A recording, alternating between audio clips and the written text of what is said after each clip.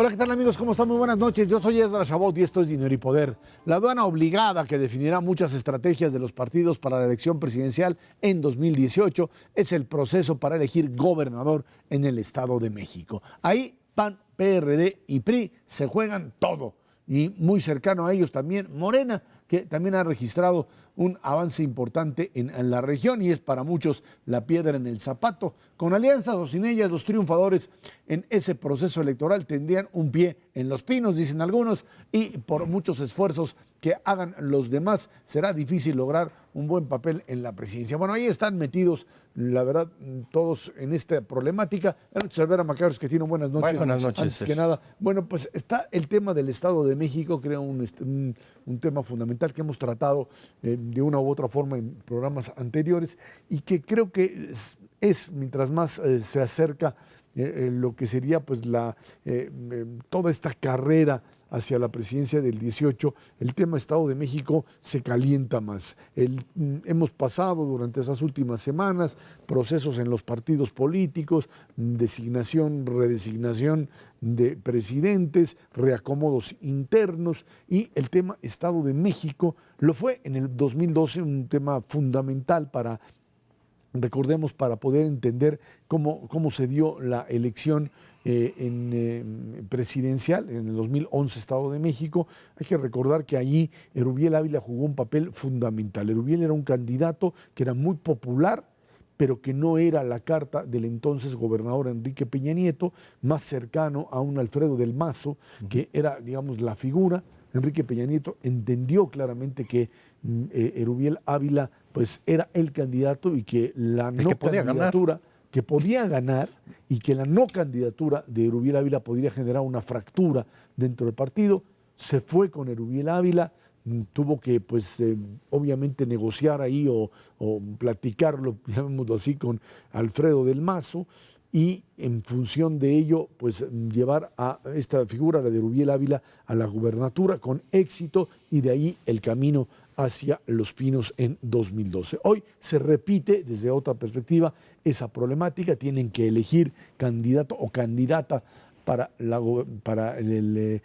gubernatura dentro del revolucionario institucional y los otros partidos tienen que entrar en el mismo debate que ya lo han manejado en ocasiones anteriores. En una primera vez pues lo intentaron hacer y se boicoteó por parte fundamentalmente de los sectores más ligados a López Obrador. Sucedió en el 2006 y en el 2012, donde la no alianza con el PAN generó fundamentalmente el triunfo también del PRI, también candidatos panistas muy malos para la gubernatura, pues dieron la posibilidad de un triunfo, o por lo menos uno de ellos que fue un verdadero desastre. Ahí están las grandes apuestas y lo que se están pues cada uno de los partidos jugando en la elección del 2017. Sí, yo creo que esta decisión que tomó el entonces gobernador Peña Nieto para elegir como su candidato a Erubiel fue la primera señal de que el señor Peña Nieto pues sí le entiende muy bien al tema político, no es como mucha gente cree, una persona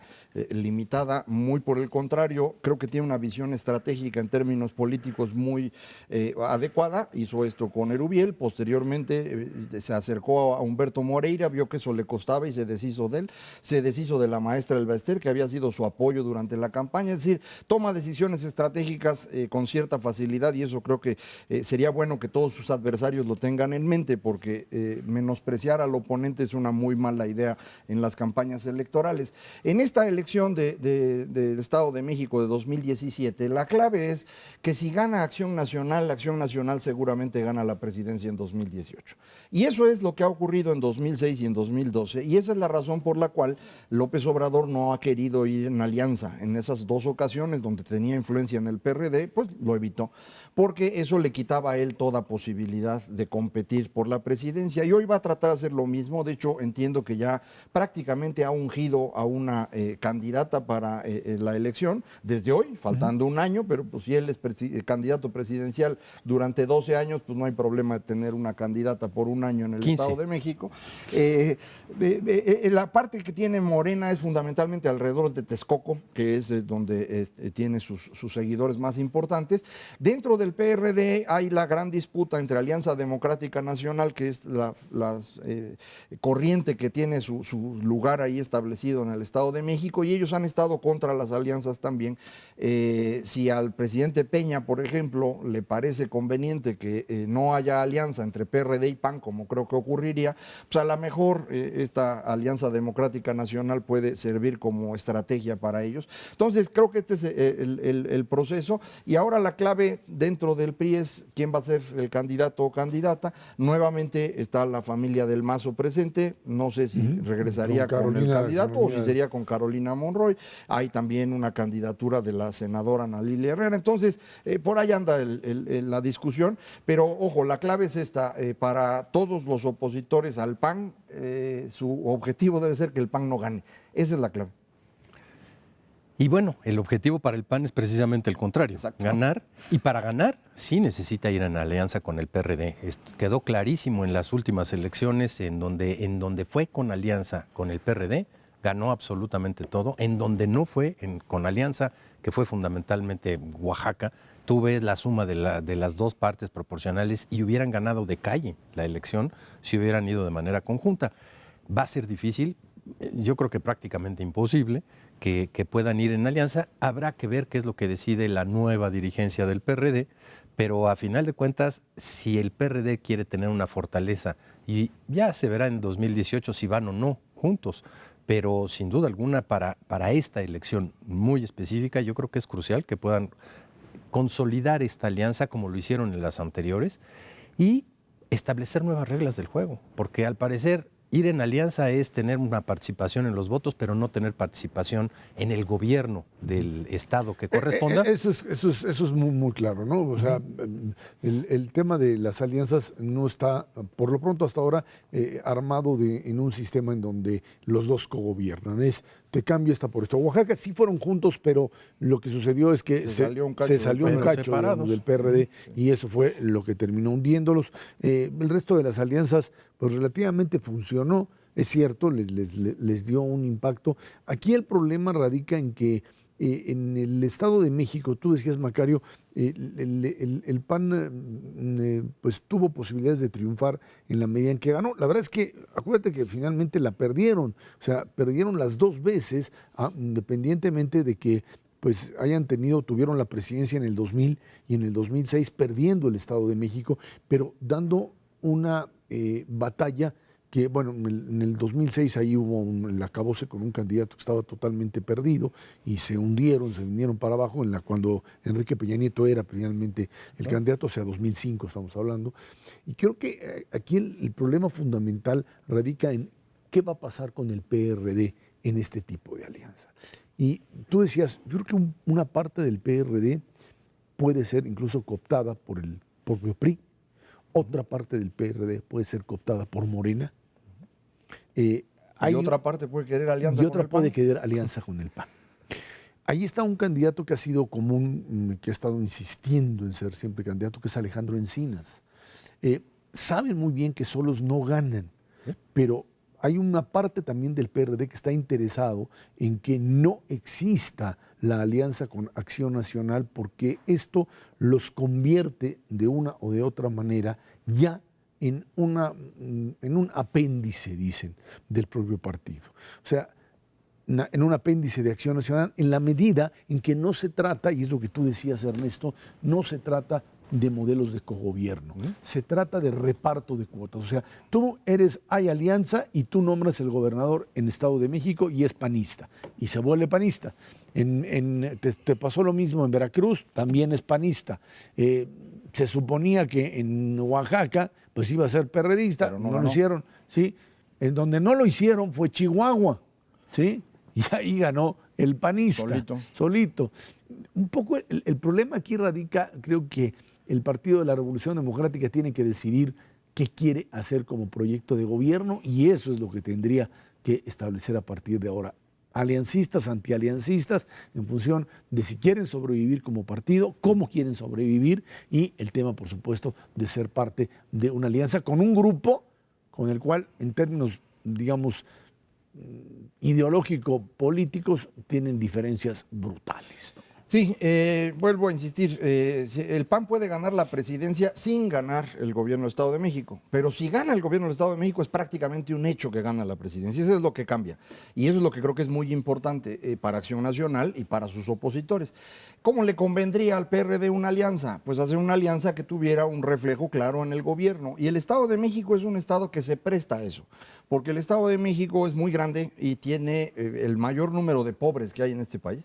Y el mayor número de votantes. Sí, no, pero lo importante es esto, es decir, tú tienes en el estado, digamos, 3 regiones más o menos claras, la región del lado este del Distrito Federal, que es una región más o menos de ingresos más bajos, en donde el PRD ha tenido fuerza, donde está Morena. Del lado oeste del Distrito Federal tienes el famoso Corredor Azul y luego está el Valle de Toluca. Entonces, esto te da el espacio para poder construir un gobierno de 2 partidos sin problema, claro. Porque puedes acordar cómo administrar todo el este del Estado de México por el PRD, mientras que el resto lo podría gobernar el PAN con un candidato más cercano a uno de los 2 partidos, o no importa, con un Congreso dividido de manera muy paritaria entre los 2. Y sería factible, porque además les permitiría a partir de eso construir la alianza para la presidencia en 2018. Aquí la única clave es que efectivamente el PRD estaría convertido en un partido ya prácticamente sumado al PAN de ahí en adelante. Sí, es como pero la como otra el verde al PRI. alternativa es sobrevivir solo, ¿no? Así, sobrevivir solo. Sobrevive solo. Ahora, para el 2018, tu alternativa, si no vas en alianza con el PAN, es muy probablemente quedar en 4º lugar. O sumarte a Morena, que sería peor. Bueno, pues cualquiera de las dos implica un estado de abyección que han buscado. No, bueno, A es ver, que el la verdad problema de las es- cosas. Tienes razón. El Partido de la Revolución Democrática podría lanzar a Alejandro Encinas como candidato. No, porque es de Morena. Digo, es del PRD, pero realmente él no ha querido No las importa, alianzas. Bueno, está bien, podría ser su candidato, ahí está parte del problema de definición interna. Pero el PAN que puede lanzar, digamos, la opción de ser candidato, ¿a quién lanzaría? Había aparecido la figura de Josefina Vázquez Mota, que ya ha dicho inicialmente que no. El PAN tiene que encontrar un candidato o candidata que le resulte aceptable a aquellas corrientes dentro del PRD que ven como viable la propia alianza. Y creo que ese es un punto fundamental, hasta dónde hay un candidato o candidata que el PRD pueda decir con esta vamos, y el PRI va a hacer hasta lo imposible, Por el evitar. PRI y el gobierno, por evitar que esta alianza se dé, generando la mayor división interna dentro del Partido de la Revolución Democrática. Y si se da, ¿a quién sí. pones tú como priista? O sea, si ya ves que sí se va a fraguar la alianza, híjole, Pues va a está depender- complicadísimo va a también para el depender PRI. mucho del candidato, pero tiene razón, esa fue la razón por la cual no pudo hacerse alianza en 2011, porque al no tener a Erubiel, que era el único que realmente garantizaba el triunfo, entonces ya no tenía mucho sentido la alianza. En ese entonces Alejandro Encinas jugó en contra de la alianza, también tiene También que es estar cierto. claro eso, y creo que lo va a volver a hacer. Entonces aquí evidentemente el problema es conseguir un buen candidato, y no está fácil, es decir, no tienen así grandes nombres Figuras. en este momento, personas que estén más o menos conocidas, entonces tendrían que trabajarlo. Es que hay que recordar que el PAN en el Estado de México se hizo pedazos, se convirtió, fue abandonado por el propio partido. No entiendo básicamente por qué, porque se trata de una estructura importantísima. No es el mismo problema que le está pasando al PRD, en donde una de las corrientes se acerca demasiado al gobernador, pues eso fue lo que le pasó a Acción Nacional y por eso se vino abajo. Pero estás hablando de un estado fundamental. Si tú me dices que esto le sucedió al PAN en Guerrero, dices tú, bueno, pues en Guerrero no tiene presencia. El PAN en el Estado de México, Pues es que ahí que no. tiene que ser parte importante, bueno, pues termina siendo cooptado por la estructura estatal local, y a ti, PAN nacional, que te representa un elemento fundamental, o sea, que te anden comprando la Es joya de la justo su corona. nicho. la- La parte oeste del Distrito Federal es Por claramente eso lo panista. perdieron. Está bien, pero no te da esa parte oeste del Distrito Federal claramente panista, es una parte que es incapaz de generar un cuadro político capaz de presentarse. Ya no es tan incapaz, es decir, lo ha estado cambiando en las últimas semanas prácticamente, y creo que de ahí puede venir algo. Hay que recordar que la debacle del PAN, en particular en estos municipios, ocurre cuando deciden aprobar la última cuenta pública de Arturo Montiel, que, ahora que discutimos tanto de corrupción, ese era un caso, y lo dejaron pasar. Y ahí perdieron las elecciones desde el corredor azul y les ha costado mucho recuperarse, pero creo que en este momento hay un grupo de presidentes municipales en esa región que está conformando el eje alrededor del cual el PAN puede volver a tener éxito en el Estado de México. No digo que lo vaya a hacer, pero hay una posibilidad que no existía hace algún tiempo. Y para eso necesitan pues, encontrar un candidato que sea suficientemente fuerte para no solamente esa zona, sino para todo el Estado en su conjunto. Vámonos a una pausa y de regreso vamos a hacer precisamente esto, un resumen sobre lo que sería durante el primer semestre del año, los acontecimientos políticos, el escenario político nacional, quién ganó, quién perdió y quién todavía tiene posibilidades, dicen, de renacer, ahora sí que de las cenizas después de muchas derrotas. Esto es Dinero y Poder.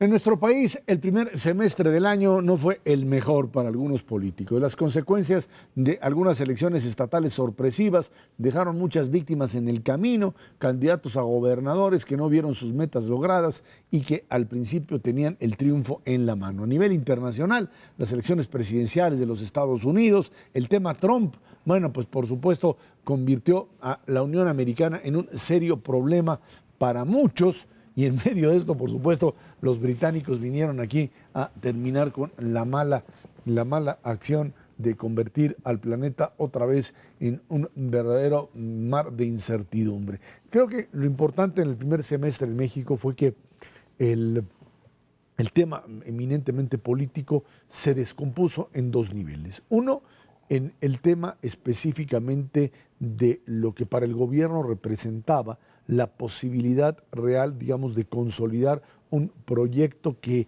el gobierno pensaba, el mismo gobierno pensaba tenía prácticamente armado y que, pues así como desde el año pasado el tema Ayotzinapa, llamémoslo así, fue suficiente como para hacerlo tropezar y generarle una agenda en la que el gobierno pues se enganchó y se fue cayendo, que tuvo finalmente que zafarse de ella, que parecería haberlo medio logrado y que vuelve otra vez a caer con otra agenda también impuesta sobre el gobierno, no por parte de los partidos de oposición. Que uno diría, bueno, pues ese es el trabajo de una oposición, hacer caer a un gobierno en función de cambiarle la agenda, así se juega en la democracia. Pero aquí se hizo a través de grupos de poder, básicamente grupos vinculados a lo que serían acciones violentas. O sea, la Coordinadora de Trabajadores de la Educación, la Coordinadora Nacional, los grupos afines a ella, los grupos vinculados específicamente a acciones incluso armadas, consiguieron traer el tema de la reforma educativa después de que el gobierno decide establecer una política agresiva de descabezamiento de la coordinadora al encarcelar a sus líderes, pues la coordinadora empuja a un escenario de violencia, lo consigue, le pone una gran trampa en Nochistlán al gobierno, el gobierno cae y a partir de ahí termina involucrado en otra espiral de violencia que no le permite a la autoridad federal salir rápidamente de ella y esto otra vez le ensombrece parte del panorama. En medio de esto se da, un proceso electoral en donde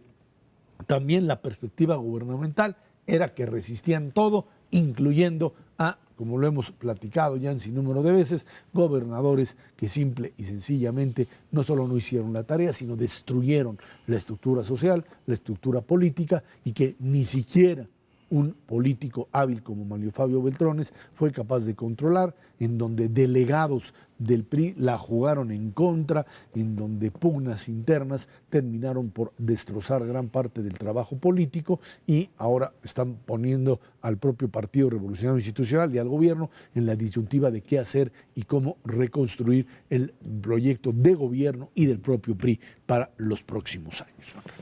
Sí, yo ahora voy a discrepar en cuál es el tema más importante en el primer semestre. Para mí es el tema de corrupción. Es decir, el primer semestre del año lo que para mí es más importante es cómo la sociedad civil logró organizarse para imponer, como tú bien dices, en la agenda el tema de corrupción a un nivel mucho más alto del que el gobierno quería. Evidentemente, desde el año pasado esto ya había ocurrido cuando se hizo la reforma constitucional asociada al Sistema Nacional Anticorrupción, pero pues estaban haciendo guajes, ¿no? No querían sacar las leyes secundarias o reglamentarias, y esto se tuvo que hacer porque la sociedad se organizó, empezó a presionar, conseguimos firmas, ¿no? Nosotros firmamos, pues, digámoslo así, 630,000 firmas que obligaron al gobierno a hacer lo que tenía que hacer. Hubo al final esta disputa acerca de las declaraciones famosas, los artículos que se hicieron mal, pero el asunto fue importantísimo y este asunto es el que llevó a la derrota del PRI en la elección del 5 de junio. El tema de corrupción. Creo que el asunto de la coordinadora es más espectacular, pero creo que es menos agenda nacional. Para más de la mitad de este país, lo que pasa en Oaxaca realmente es irrelevante, lo digo así aunque se oiga gacho, pero para las personas que viven en Querétaro, Guanajuato, en Torreón, en Nuevo León, en Sonora, pues lo que esté pasando en Oye, Oaxaca dijiste es todos menos Distrito Federal, porque para nosotros... No, para el Distrito Federal es importante porque Sí. aquí estamos todavía en el siglo XIX, en la Ciudad de México, y nos encanta meternos en pleitos que no nos tocan. Pero para el resto del país no importa eso. Entonces creo que ese no es un asunto tan importante. Creo que es más importante el tema de corrupción y por eso el presidente pues ya no le quedó más que retomarlo él y irse contra sus gobernadores. Y lo que creo que puede ser muy importante, pero no se ve, pero está ahí atrás, es la violencia. Hay un incremento significativo de violencia desde mediados del año pasado, tal vez un poco antes, que se empieza a notar, y creo que eso la gente lo está resintiendo en muchas partes del país y se refleja también en la caída de popularidad del presidente, aunque eso sea más difícil de conectar, pero creo que ahí está también, ¿no?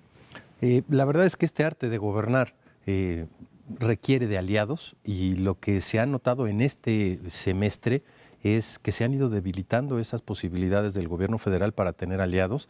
Estas debilidades, pues, en un resumen muy breve, tienen que ver, yo sí considero que es importante el conflicto magisterial derivado de la CENTE, más allá del conflicto en sí mismo, por la señal de fuerzas subversivas de izquierda penetrando diferentes ámbitos del país. Pueden estar localizados, pero a final de cuentas están ahí de manera latente. Tienes la parte de corrupción, evidentemente, y no solamente a la sociedad civil, sino a los empresarios enojados, y necesitas ese tipo de aliados para gobernar hacia adelante. Tienes la parte creciente de criminalidad y tienes un entorno internacional que la verdad no te ha jugado del todo. No. Y para cereza del pastel, tienes una debilidad presupuestaria realmente importante para confrontar lo que te queda de administración pública. Son 5 frentes abiertos, realmente complicados, que se te detonaron de manera brutal en este primer semestre y que te van a seguir permeando durante todo 2016 y seguramente 2017. La situación presupuestal no se va a componer, esa es la verdad de las cosas. Se ha hecho una tarea fenómena para soportar una caída brutal de 3 puntos del PIB en materia de ingresos petroleros y no ha sucedido mayormente, pero no tienes grados de maniobra para hacer crecer este país hacia adelante solamente por el lado de las finanzas públicas. La situación de la criminalidad no se antoja que se vaya a resolver tampoco, porque sí ha habido un aumento de 15% en los homicidios del último año para la fecha. En la parte de secuestros, en la parte de extorsiones, digamos que todo va creciendo en el sentido en contra de un gobierno federal que quiere tomar las riendas del asunto. Y encima de todo, tienes enemigos internos, tu propio partido político, que no te están jugando a favor tuyo para las próximas elecciones. Y bueno, en medio de esto, ahí está, digamos que la discusión aquí sería hasta dónde el gran peso de la derrota priista tuvo que ver con el tema corrupción. Ahí está, ¿no? Digo, es obvio que temas Chihuahua, Veracruz, ya lo hemos mencionado, Chihuahua, Veracruz, Quintana Roo, está ligado fundamentalmente a eso. Estaría también, por supuesto, el tema de, digamos, la imposibilidad o el retroceso que se percibe existe en el tema de la reforma educativa, aunque este no necesariamente se haya plasmado en el retroceso, se ve percepción. Como percepción de retroceso. Y por otro lado, temores fundados, dicen algunos, de que Macario lo ha dicho también en varias ocasiones, en que pues la figura de Donald Trump sí es un peligro real. Esto sí es feo. Un triunfo encima de todo de Donald Trump o de un modelo proteccionista golpearía fuertemente. Vivimos durante este primer semestre este fantasma de la salida de los británicos de la Unión Europea, se convirtió en realidad, finalmente lo hicieron. el impacto inicial fue mucho más violento de lo que finalmente sucedió, porque es cierto, pues finalmente la Gran Bretaña ya no es ni gran, ni ahora sí que ni Bretaña, ni imperio, se van a quedar en Little England, un pequeño país, donde eventualmente si Escocia se sale y Irlanda lo hace, pues terminarán ellos siendo parte de la Unión Europea y su gran escándalo de salirse de la Unión Europea terminaría siendo pues una parte que afectaría obviamente sus relaciones internas, pero no tendría una trascendencia importante. Siguen pensando los ingleses con mentalidad de imperio cuando ya no lo son, y en ese sentido su impacto sería mucho menor, pero sí el problema mucho mayor deriva en un cambio en la principal, sí imperio, el gran imperio norteamericano. O sea, voltear a ver a los Estados Unidos en una administración que pudiese, ya no el tema del muro, que si el muro se construye o no, que sería un elemento simbólico, pero sí entrar en un esquema proteccionista hasta donde lo pudiese llevar, no en las locuras que está hablando de regresar prácticamente a modelos de los años 30 del siglo pasado, pero cualquier medida proteccionista que pudiese incidir en el Tratado de Libre Comercio, simplemente lanzar el mensaje, nos llevaría a una situación muy difícil, muy difícil el próximo año. Donald Trump es un peligro para México. Eso sí es. Y para el mundo, en realidad, es un personaje muy inestable, muy ignorante, y esto es peligroso para tener la presidencia de los Estados Unidos, pero pues ellos son los que van a elegir y esperemos que no se equivoquen. Nosotros tendríamos un problema muy serio, no importa qué haga, Es decir, tanto ha hablado que del momento de la elección al momento de la toma de posesión, que es un mes y medio, es suficiente para que a nosotros se nos complique muchísimo el sistema financiero, todo el mundo se va a espantar. Ya después a lo mejor no hace nada y nos pasa como el Brexit y todo más o menos se equilibra, pero en el equilibrio pues se nos van 15%. El golpe es muy fuerte. ¿No? Sí, sería, muy fuerte. Entonces ojalá y no gane, no está en nuestras manos. Tampoco es fácil construir una estrategia de defensa frente a su posible triunfo, porque no es fácil convencer a los inversionistas de que no va a hacer nada que él. Todo el mundo ve y dice, este güey está loco. Entonces, digo, vamos a ver qué pasa. Pues nosotros lo que tenemos que hacer es concentrarnos en la Virgen de Guadalupe y pedirle apoyo. Si no, bueno, no, en la sensatez de los norteamericanos. Mejor la Virgen, mejor la Virgen. Ese es más seguro. Bueno, vámonos a una pausa. De eso platicamos precisamente las variables económicas a la mitad del año, aquellas que pues han sido no fáciles para México. Sin embargo, a partir de esto podemos hablar de una economía mexicana estable, una economía mexicana todavía en crecimiento y por supuesto todavía con grandes desafíos para el segundo semestre del año. Esto es Dinero y Poder.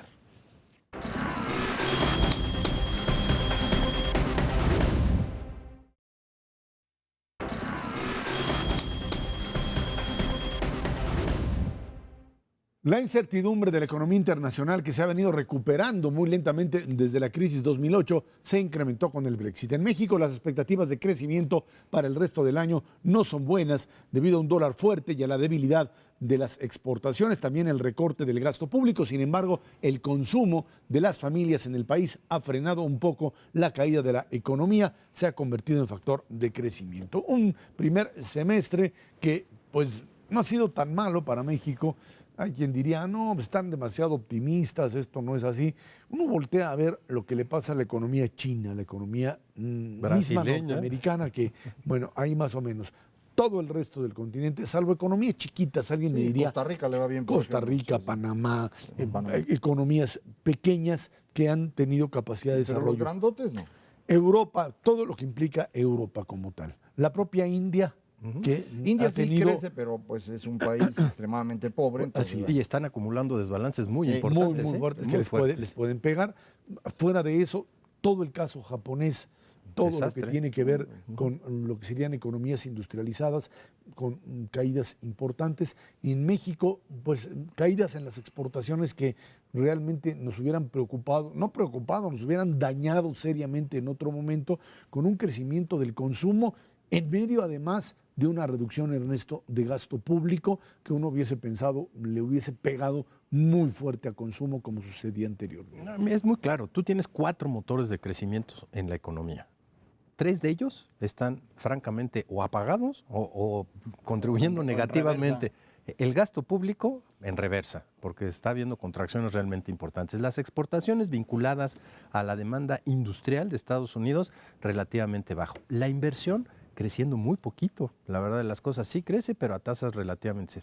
Y un motor gigantesco que se llama consumo privado, que está creciendo mucho más allá del 2,5%, está creciendo prácticamente 4% durante el primer semestre del año. Esa ha sido, sí, tu tablita de salvación, no cabe la menor duda, un mercado interno realmente muy fuerte y en donde se conjugaron 4 cosas muy importantes. Salario real todavía creciendo, empleo formal creciendo de manera importante, tasas de interés todavía bajas durante el primer semestre del año y remesas que crecieron por precisamente puestas en dólares, en pesos aquí en México de manera brutal. A ver, el tema de remesas, antes de que se nos pase, hay un aumento, por supuesto, por la devaluación del peso mexicano que genera una mayor cantidad de consumo, pero ¿cuál es la En razón de dólares que está creciendo, aumente en dólares a ese nivel? Porque la Aumentos del economía 8, estadounidense 9%. está creciendo, no en todos lados, pero la demanda de mexicanos y del trabajo de mexicanos en Estados Unidos, en todo lo que es la parte de servicios, está creciendo brutalmente. Se están expandiendo toda la costa este, toda la costa oeste de los Estados Unidos. Zonas de servicios como Las Vegas están aumentando la contratación de mexicanos 10, 12, 14%, y bueno, pues les tienen que pagar. Y esos mexicanos que están allá mandan remesas. En dólares están creciendo 4,5, 5%, que ya es una tasa de crecimiento muy importante. Puestas en pesos, esas remesas que están mandando los mexicanos están creciendo al 28%. Es una barbaridad lo que está entrando en términos de lana. ¿Y cuál es la contribución en el margen de las remesas? Ya es enorme. Representa más o menos el 10% del consumo privado total nacional, que es pues, importantísimo, y seguimos con la creencia de que solamente va a las zonas pobres del país. No es cierto, las remesas van a todo el país, zonas urbanas, zonas rurales, ciudades medias y a todos los estratos sociales. Sí ha sido muy importante esa participación. Lo que queda para adelante es mucho más difícil suponer que este crecimiento que tuvimos en el primer semestre del año se va a repetir en el segundo, y eso no va a ser. Ahora sí que, como dicen en Estados Unidos, ahí viene el invierno. ¿Por qué? Porque viene mayor inflación y eso te va a deteriorar los salarios reales. Dado lo que ha pasado con el sector industrial, no vamos a tener tanto empleo. Las remesas ya no pueden seguir creciendo a la tasa a la que venían creciendo, precisamente porque el dólar se ha estabilizado. Olvídate que siga creciendo en dólares. Y ya subieron las tasas de interés. Entonces sí, tienes un escenario bastante más complejo para el segundo semestre de lo que tuviste en el primero. Yo creo que es muy importante acordarnos que estamos en una economía global. Esto todo el mundo lo repite, pero no lo piensa bien qué significa. Esto lo que significa es que uno no puede mover la economía nacional al gusto de uno, sino que se mueve de acuerdo a lo que pasa en el resto del planeta. Por ejemplo, en 2007 y 2008 tuvimos un problemón en México con el precio de la tortilla. ¿Por qué? Porque el precio internacional del maíz se había elevado porque Estados Unidos había decidido utilizar maíz para producir un combustible, digamos, natural, que realmente no lo era. Pero bueno, decidieron hacer eso y eso cambió por completo el mercado mundial del maíz y nos pegó a nosotros en las tortillas y se volvió un problema mayor. Es un asunto global. Y ahora pasa exactamente lo mismo. Nosotros vivimos fundamentalmente de exportarle a Estados Unidos. Estados Unidos no puede exportar porque el dólar se ha fortalecido mucho en los últimos 2 años y conforme ellos dejan de exportar, nos dejan de comprar y por eso está atorada la industria. ¿Podría esto cambiar? Sí, si Estados Unidos empieza a exportar más. ¿De qué depende esto? De que el dólar ya no siga fortaleciéndose. Aunque no nos han dejado de comprar mucho. No, México le sigue exportando más o menos lo mismo. Por eso, como decía Ernesto hace un momento, ese motor no va en reversa, pero no crece. Por ejemplo, fue en reversa para China y para Canadá. Ellos han perdido mucho mercado. De hecho, ya México es la segunda economía exportadora de Estados Unidos. Ya rebasamos a Canadá. Solamente China está por encima de nosotros y eso a pesar de que ya casi no vendemos petróleo. Lo estamos logrando ahora pues con autos y demás. Entonces, dependemos de ese comportamiento internacional y ahorita estamos viviendo este proceso en el cual China dejó de ser el gran motor que jalaba a todo el mundo, se convierte en una economía que ahí anda dando lástimas y estamos en el proceso de que Estados Unidos retome ese nivel. Y el desajuste ha sido el que todos los amigos han visto con el precio del dólar.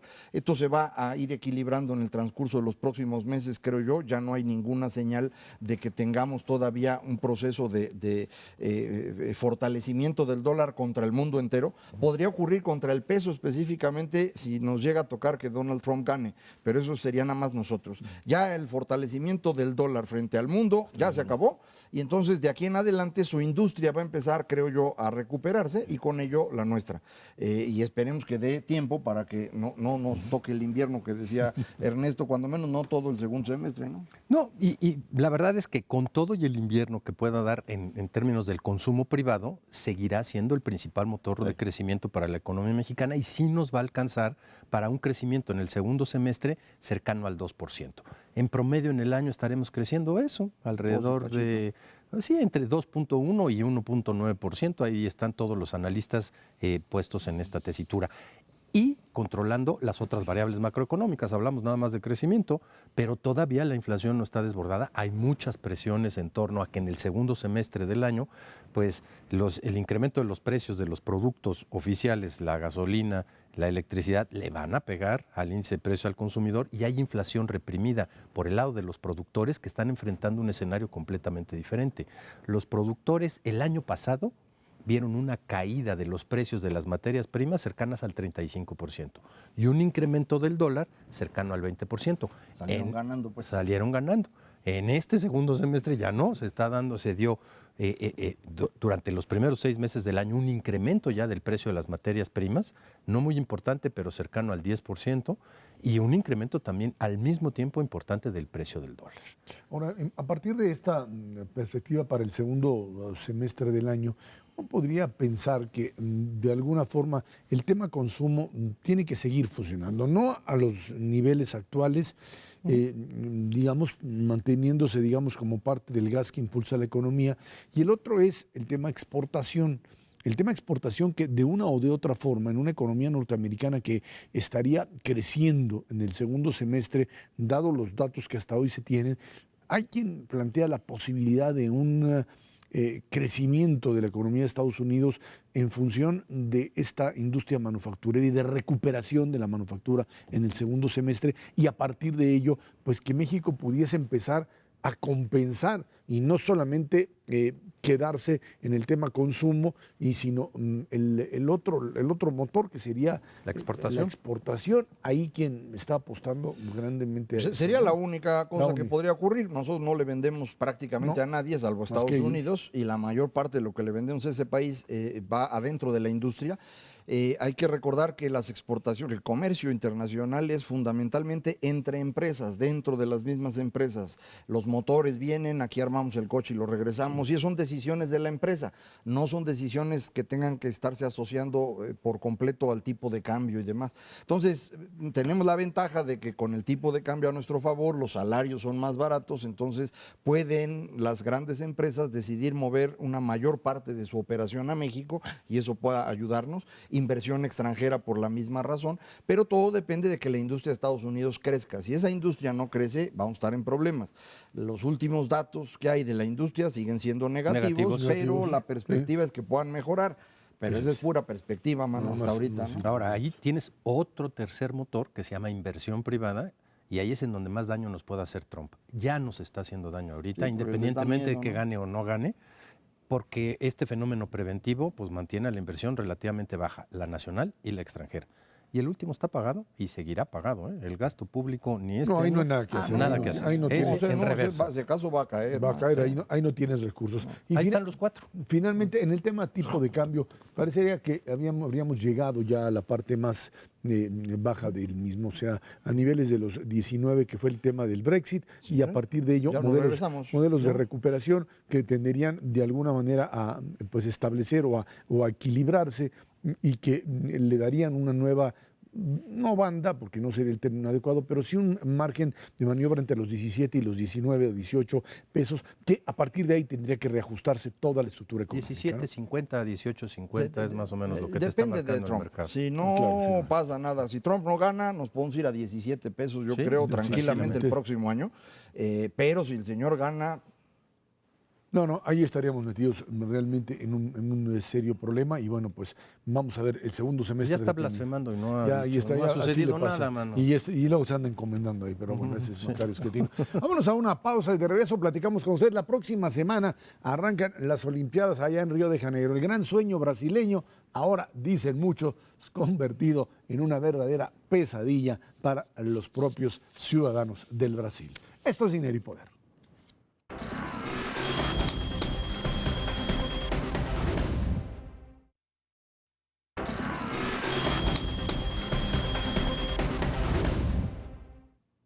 unos días más, el 5 de agosto, arrancan los Juegos Olímpicos allá en Río de Janeiro, que representan un gran desafío para la reputación de Brasil, que enfrenta una grave crisis que tiene varios frentes. Escándalos de corrupción por parte de políticos de primer nivel, una recesión económica, el fantasma del proceso de impeachment, o sea, pues lo que sucedió con Dilma Rousseff, la epidemia del Zika. Hay que meterse ahí, pues básicamente a lo que es verdaderamente una tragedia para Brasil. Los brasileños, con Lula a la cabeza, diseñaron todo un modelo en el cual pues estaban dispuestos a entrarle a lo que podríamos llamar una línea de crecimiento en donde se fueron de convertirse en los principales exportadores de materias primas a China, a esta idea de productores de petróleo, rehaciendo Petrobras, en función de eso, modelos de combate a la pobreza que parecían superar incluso cualquier expectativa dentro de las distintas experiencias internacionales. Y en medio de esto, en el momento en que China se les cae como su opción, es como alguien diría lo mismo que les pasó a los venezolanos al apostar todas sus canicas a el petróleo. Los brasileños apostaron todo a China, a la exportación hacia China, y el modelo se empezó a deshacer en lo político, porque ahora sí que se acaba el dinero. No dicen se acaba el dinero y el amor se va por la ventana. Bueno, pues así se les acabó el dinero, entraron en déficit sumamente graves, se les desequilibró todo, se rompen las alianzas, aparecen los escándalos de corrupción, que cuando se daban anteriormente eran fácilmente o relativamente fácil resolverlos con algunos arreglos y no pasaba a mayores. Se derrumba la señora Rousseff y en medio de esto se da la alternativa, cambiar un gobierno, poner un gobierno interino que al parecer logró calmar las aguas, por lo menos del escándalo político, y echar a andar unos Juegos Olímpicos que pues tratarán de evitar lo que sería pues estas acusaciones que se han venido dando a Brasil de no tener la capacidad de cumplir con los compromisos. Hay dos cosas a las que no le quisieron entrar ya desde hace mucho tiempo los brasileños. Una es a un proceso de apertura comercial, de competencia para sus propias empresas. Siempre fueron una economía cerrada, hoy por hoy siguen siendo una economía increíblemente cerrada, y eso ha hecho que sus empresas a la hora de procesos de apertura pues simplemente no compitan en una cosa fundamental. Pueden competir claramente en materias primas, sí, en sorgo, en soya, inclusive en petróleo, pero no en valor agregado. No han generado una industria manufacturera capaz de competir como lo hace ya la industria mexicana en el primer ámbito internacional. Y dos, nunca le quisieron también entrar a un proceso de ajuste en finanzas públicas serio. Y esos dos grandes desequilibrios se manifiestan de manera brutal cuando enfrentan contingencias como estas. Yo no me quiero remitir nada más a lo que está pasando ahorita con la Olimpiada, que lo que pone en jaque no es a Brasil entero, sino a la ciudad de Río de Janeiro, el municipio, que está declarado en quiebra ya desde hace unas cuantas semanas, porque simplemente no tienen el dinero para confrontarlo. Y declararlo en quiebra lo que les permite es generar más deuda, profundizar el desequilibrio fiscal que tienen, que bueno, yo no sé a dónde va a parar. Esto lo vienen acumulando desde el Mundial. Desde el Mundial han tenido que hacer una serie de gastos de infraestructura que simplemente pues checan y no cuadran con un ámbito de un país todavía en vías de desarrollo, una economía emergente que pues sin duda alguna hubiera preferido invertir ese dinero en infraestructura y no en la realización del Mundial y de las Olimpiadas. A final de cuentas, yo creo que enfrentan hacia adelante esos dos grandes retos, independientemente de cómo salgan estas Olimpiadas. Esperemos que salgan bien, porque la verdad se ve un panorama muy sombrío en términos de lo que pueda significar para Brasil, como ha significado para muchísimas economías subdesarrolladas o emergentes que organizan este tipo de eventos. Que no tienen capacidad Siempre para ello. acaban quebradas. Esa es, yo creo, la parte clave. Hay una maldición de los olímpicos para los países que no son desarrollados. Nada más ha habido 3 países que no son desarrollados que organizan olimpiadas. Nosotros en 68, Desastre. la Unión Soviética en 1980 y ahora Brasil. Para nosotros, pues marcó el inicio de la época de las grandes crisis y no nos fue bien. La Unión Soviética incluso desapareció en una década, entonces ahora Brasil pues le va a tocar esto. Parece que no funciona a organizar un evento de este tamaño cuando uno tiene problemas. Es una coincidencia, indudablemente, somos países que no hemos logrado cuajar lo necesario para avanzar, y lo que dice Ernesto tiene toda la razón. Brasil no ha querido hacer reformas que son determinantes para que una economía sea exitosa, que tienen que ver con abrir las fronteras y tienen que ver con finanzas públicas en orden. El problema de finanzas públicas de Brasil es muy impresionante. Ellos sí recaudan, no son como nosotros. México es de los países que menos recaudan en el mundo, hemos mejorado con la reforma fiscal, pero seguimos estando en la cola. Ellos recaudan casi el triple de lo que nosotros recaudamos, pero no les alcanza. Y no les alcanza porque es una pachanga espantosa. Tienen IVA, impuesto al valor agregado, por entidad federativa. Eso contablemente es inmanejable, nadie hace eso en el mundo más que ellos, esto es una pachanga. Pero luego, ya que juntaron la lana, se la gastan en pensiones. Ellos están pagando en pensiones más o menos, bueno, no lo mismo, pero cerca de lo que paga ya Italia. Brasil está pagando más de 10 puntos del PIB en pensiones. ¿Cuánto pagamos nosotros? 3. Ellos pagan... Vamos para 10, pero todavía no. Nunca vamos a llegar a 10, no, que no los espanten. Nunca vamos a llegar a 10. A 3, ellos Estos 10. están en 10 ahorita, que tienen un país relativamente joven, simplemente porque tienen sindicatos muy poderosos, fundamentalmente asociados al Estado, que se lo están chupando todo, parecido a algunos de los nuestros, pero multiplicado por 3 o 4 veces. Entonces, las circunstancias de Brasil no son fáciles, independientemente de las Olimpiadas. A lo mejor esto va a servir para que mucha gente vea de qué tamaño es el problema, porque ahora afortunadamente los canales de televisión no nada más pasan los deportes, sino que hacen entrevistas por ahí y demás, y esto va a servir para que los amigos del auditorio vean cómo está el fenómeno, y eso pues va a ayudar a entender por qué México y Brasil, la verdad es que son distintos. Nosotros hemos avanzado mucho más, somos un país más chico, ellos son 4 veces más grandes que nosotros en territorio y tienen muchos más recursos naturales, y eso pues les da la oportunidad de ser una economía muy grande a largo plazo. Pero para los próximos siendo más años, chicos, exportamos más del doble. No, nosotros exportamos el equivalente a toda América Latina sumada, y el 90% de nuestras exportaciones son manufacturas. En el resto de América Latina exporta pues, cobre, soya, Chile, sorgo, fierro, ¿no? Es de materia prima. Uvas. Entonces sí nos hemos movido en una dirección distinta a nosotros, que creo que es una mejor dirección, pero pues otra vez, ese es un país grandototote, ¿no? La decisión que tienen que tomar los inversionistas hoy, hacia futuro, respecto de Brasil, no es trivial, ¿eh? O sea, ellos lo ven como muy barato y ya tocaron fondo.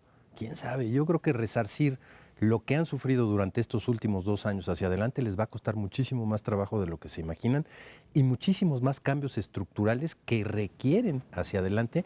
Con la dificultad política que tienen, la crisis va a ser bien difícil que los puedan afrontar, aprobar y echar a andar.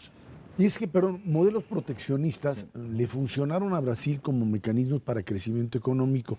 Decía yo, y Macario me veía con ojos feos, combate a pobreza a partir de lo que serían, digamos, este tipo de formas de entrar en instrumentos o utilizar instrumentos que decían incluso rebasaban lo que se construyó en México en progresa, oportunidades y que consiguieron reducir significativamente pobreza en Brasil. Lo que leía también últimamente, que esto había venido desmoronándose. Por eso te veía yo feo, mano. Por eso te veía yo feo. El problema de estos programas sociales es que si no tienes una forma sana de financiar esos procesos, acaban peor.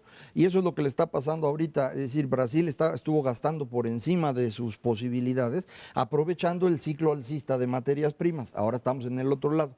Este ciclo de materias primas baratas, si las cosas funcionan como han funcionado hasta hoy durante las últimas décadas, va a durar entre 12 y 15 años. Llevamos 2. Entonces, eso significa que propiamente hablando, de aquí hasta el 2030, Brasil no se recupera.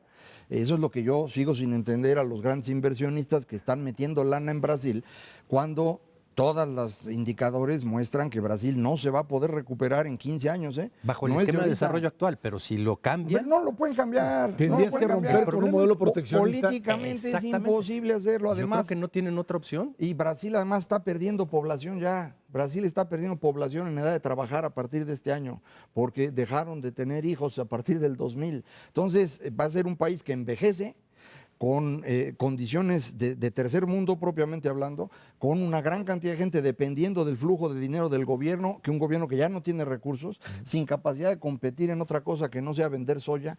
Pues está re feo esto, digo, más allá de las Olimpiadas. Sí tienen cierta parte de industria de alto valor agregado, muy concentrada en la parte de aeronáutica. Fundamentalmente lo que hacen son aviones, los Embraer que vemos por todos lados. Y yo creo que pueden replicar eso en algún otro tipo de industrias, pero sí tienen que cambiar el modelo. Si no lo hacen, va a ser prácticamente imposible. Pues que no lo cambien y nos dejen a nosotros vencer de manera muy, muy clara. Ernesto Cervera Majares, que tiene muchas gracias. Gracias a usted que nos ve y nos escucha aquí en Canal 11, Dinero y Poder, todos los jueves a las 10 de la noche. Estamos en la radio, Noticias MBS en el 102.5 del FM, de lunes a viernes de 5 a 7 de la noche. Por nuestra parte, muchas gracias y muy buenas noches.